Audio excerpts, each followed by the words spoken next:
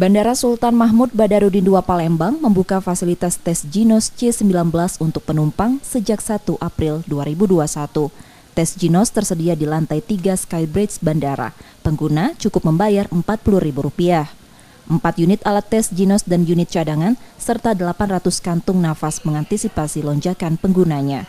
Pemakaian tes Jinos C19 mudah, hanya menghembuskan sampel nafas ke dalam kantung yang tersedia, lalu diperiksa yang hasilnya diketahui hanya dalam waktu 5 menit. Hasil tes Jinos negatif berlaku 1 kali 24 jam sebagai syarat melakukan perjalanan menggunakan pesawat.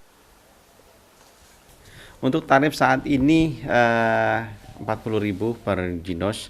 Dengan jumlah Jinos kita per hari kita prepare 800 kantong Jinos untuk nafas.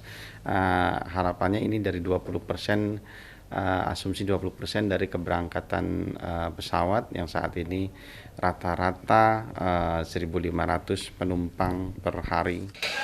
Layanan tes Jinos di Bandara SMB 2 Palembang disambut antusias calon penumpang karena menjadi alternatif dengan harga yang lebih terjangkau dan hasil cepat serta akurat.